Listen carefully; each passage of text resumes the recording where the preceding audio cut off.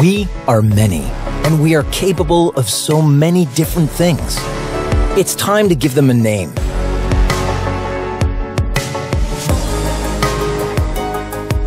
A name that proudly represents what we have been, what we will be. Excellent pioneers. For moving big things to zero. Forever excellence. This is us. Everlens. So, ladies and gentlemen, it is an honor and a privilege to welcome you in this evening. On behalf of our entire team, I extend my sincere gratitude for your presence at this significant day and milestone for our company's journey. As already you know, MAN Energy Solutions is evolving. We are proud for our new name, Everlens. This rebranding reflects a strategic evolution, one that aligns with our global vision and local commitment. It is a name that embodies excellence, resilience, and forward-thinking innovation. New name, same core, solid technology. Our team remains the same. Our technological foundation remains robust. Our dedication to our customers and partners remains the same. We continue to operate with the same integrity, precision, and engineering excellence that have defined our legacy. This transformation is not a departure from our past. It is a continuation of it with renewed energy and purpose. In Greece, we have cultivated enduring relationships across the maritime, energy, and industrial sectors. We remain deeply committed to serving the local market with the same reliability and responsiveness that you have come to expect.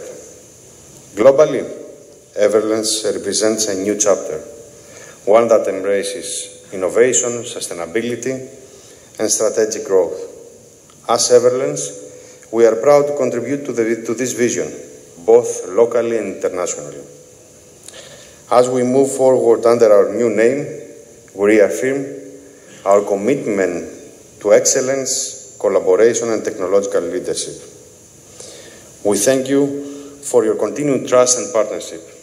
Together, we will shape the future with confidence, with clarity, and with excellence. As you have been informed, the agenda will include mainly technological developments and service experience across all our products, mainly two-stroke, four-stroke diesel generators and propulsion-type engines, turbochargers. And you'll have the opportunity at the end of this nice technical information sessions to ask questions that have been generated from the presenters.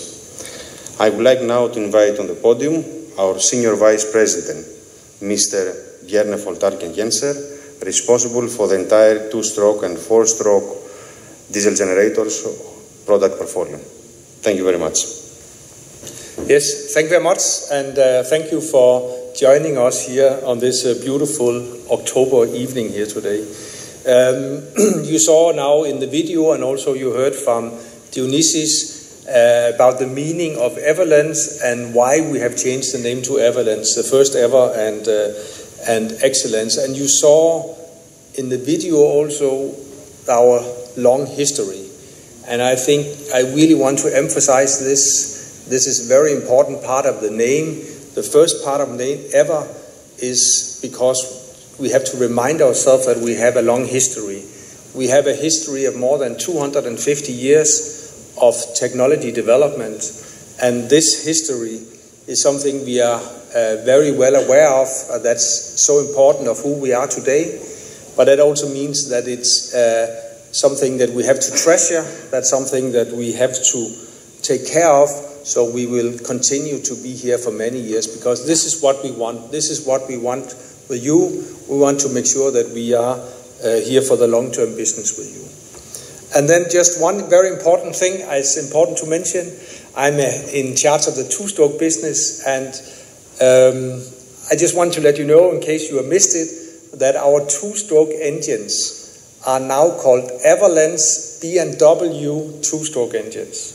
So that means we still have B&W in our name, especially when it comes to the two-stroke engine. So it's Everlens B&W two-stroke engines.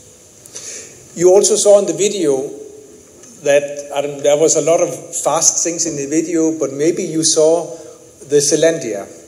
The Zealandia was the ship that was built in B&W shipyard in Copenhagen in 1912, more than 100 years ago. Zealandia was the world's first ship with diesel engines. And at that time it was a revolution, because before that we had the steam engines, the steamships. And we had before that the sails, and I don't know what we had before the sails, if we would have the rowing boats. But when we introduced the diesel engines into ships, it was a big revolution, because the ships were much more efficient, so they were much more competitive with the diesel engine. And second, they could carry 25% more cargo, because they did not have to carry all the coal on board the ship. But there was one major problem with the diesel engines on board the ships at that time. The problem was that there was no infrastructure, there was no bunker, there was nowhere in the world where you could actually bunker diesel oil. So on the maiden voyage for Zealandia, there was a big issue: where should they bunker the ship? Finally, they found some oil they could use in a small island in the Southeast Asia, a small island that is today known as Singapore. And that way Singapore became the world's first bunker hub for ships. And I think today, I believe it's still the biggest bunker hub. I think that's very important to remember that as part of our history, because to some extent it's a little bit of the same issue we are facing today, 110 years later.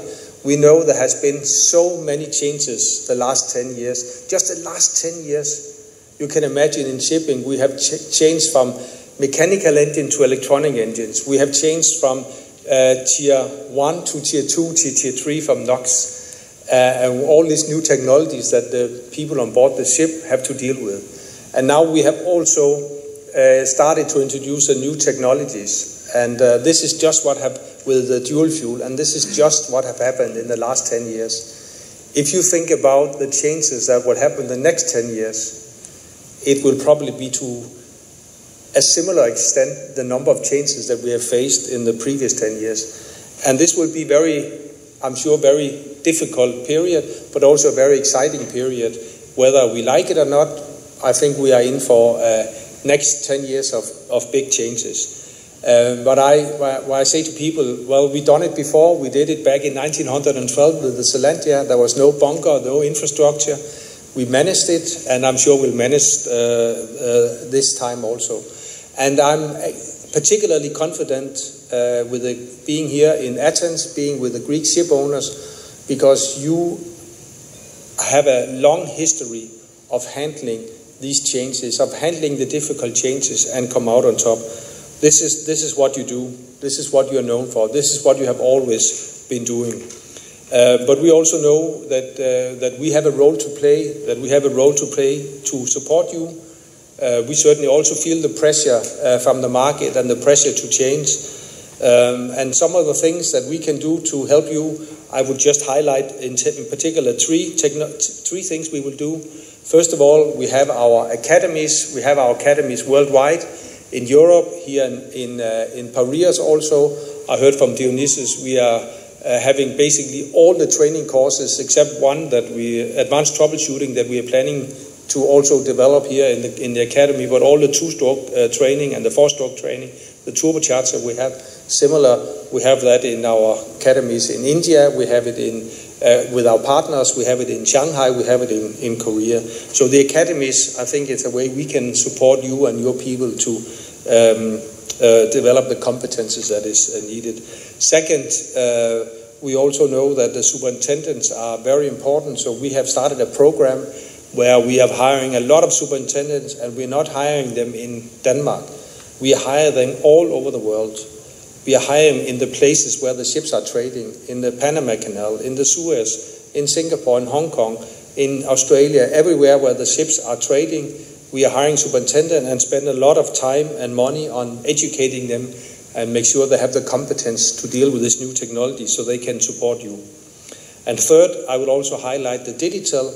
All the new engines that we are delivering today, they have the option to connect to the internet, so we can connect and get high frequency data. We will collect 500 data points from the engines every minute and receive in our 24-hour operation center in Copenhagen, and that is a big help for us to assist you in the troubleshooting.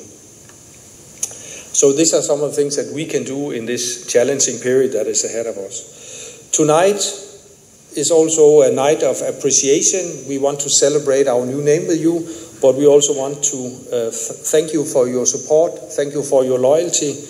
We know what this means, and we know what you expect from us. We know what is our responsibility, and what I really appreciate from the Greek ship-owning community, from you, is that you are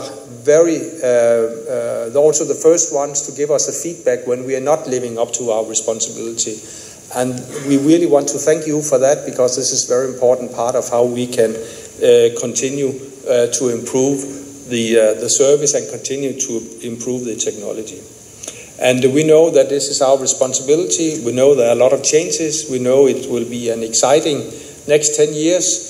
But also a challenging next 10 years for us involved in shipping. But we are ready for it, and we will not let you down. So that will bring me to my last, and now I really have to concentrate. I just want to say, Sas Efcharito Poly.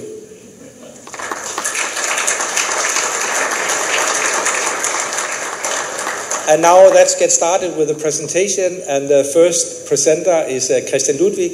Christian Ludwig is head of the global head of the sales and promotion for the two-stroke and four-stroke small bore business. So over to you, Christian. Thank you, Bjørn.